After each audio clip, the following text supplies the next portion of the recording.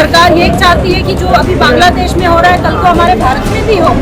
ये लोग चाहते हैं कि अडानी जी को फ्री में ट्रेनिंग किए हुए गार्ड्स मिले, आई थी जिसमें वो अपनी प्राइवेट आर्मी रखते थे अमरीश पुरी जी। तो इसी तरीके से मोदी जी अडानी जी के लिए प्राइवेट आर्मी तैयार कर रहे हैं अग्निवीर के तहत। एक बांदर है ना, एक राजा बन गया था जंगल का, तो उसके पास एक हिरण की जो माँ आई मिली में शेर उठा के ले गया, तो बंदर ना कभी इस डाली कभी उस डाली कभी उस डाली कभी उस डाली। तो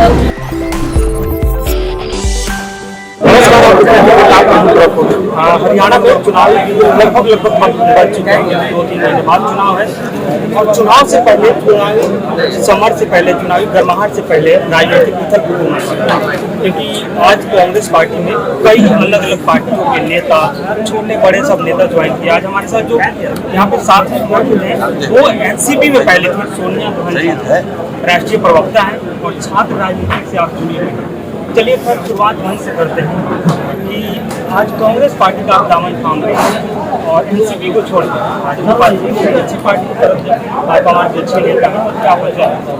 पवार साहब अच्छे नहीं, बहुत अच्छे नेता हैं और मेरे लिए भगवान की संज्ञा रखते हैं, लेकिन मेरे अपने रीजन से पार्टी को छोड़ने के उस बारे में मैं पहले बता चुकी हूँ। आज उस बात पे मैं उस पर डिस्कस नहीं करना चाहती।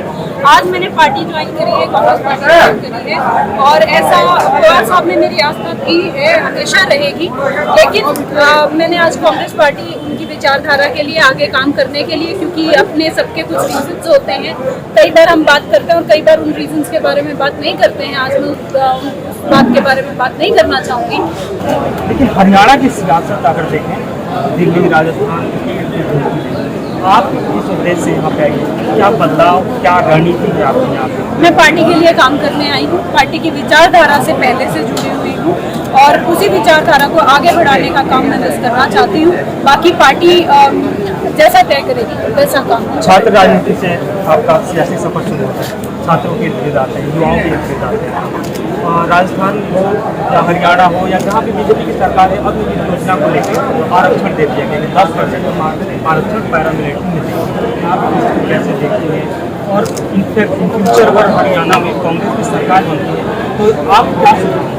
देखिए, पहली बात तो स्टेट अग्निवीर योजना को खत्म नहीं कर सकता। सेंटर की जो सरकार होती है, ये पॉलिसी मेकिंग सेंटर की सरकार के हाथ में होता है। लेकिन जैसे ही अगर इस समय हमारी इंडिया अलायंस की अगर सरकार होती थी तो ये बात पहले से ही तय थी कि अग्निवीर योजना को खत्म किया जाएगा और फिर से सारे नौजवानों को परमानेंट किया जाएगा। क्योंकि जब आप 4 साल 6 साल में आने के बाद क्या करोगे? 20-24 साल की 25 साल की उम्र में आपको क्या ही ज्ञान होता है? आपका दिमाग उतना मैच्योर नहीं होता है। आप आके काम करने की आपकी आदत छूटी जाती है, आप आके गुंडागर्दी करोगे। इसका मतलब सरकार ये चाहती है कि जो अभी बांग्लादेश में हो रहा है कल को हमारे भारत में भी हो।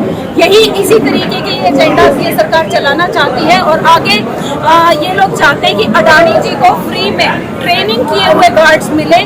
वो पहले कौन सी मूवी आई थी जिसमें वो अपनी प्राइवेट आर्मी रखते थे अमरीश पुरी जी, तो इसी तरीके से मोदी जी अडानी जी के लिए प्राइवेट आर्मी तैयार कर रहे हैं अग्निवीर के तहत। लेकिन इन्हें ये नहीं पता है, क्योंकि हरियाणा से आती हूँ मैं, तो पहले सुबह अगर निकलते थे तो बच्चे भर्ती की तैयारी करने के लिए निकलते थे। आज रोड पे कोई नहीं दिखता है। ये हालात है, बच्चे नशे की तरफ जा रहे हैं, बच्चे बाकी ऐसी चीजों की तरफ जा रहे हैं जो उनका मन बढ़ता है। किसानों की बात और हरियाणा किसानों को लेकर या पंजाब किसान प्रदेश कैसे, और आज मैंने पढ़ रहा था खबर कि कैबिनेट की बैठक हुई थी, हैप्पी सैनी के 20 प्रस्ताव उन्होंने पास किए, जिसमें किसानों की बड़ी सौगात दी गई है।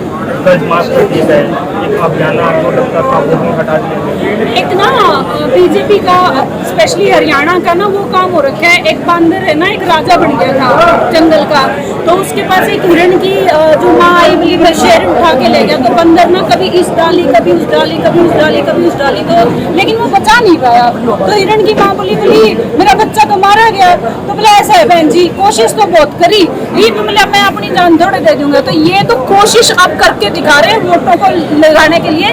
तो जैसे बंदर राजा नहीं हो सकता, वैसे ही बीजेपी राजा नहीं हो सकती, बीजेपी अच्छा शासन नहीं कर सकती। इस बार चुनाव में क्या होगा?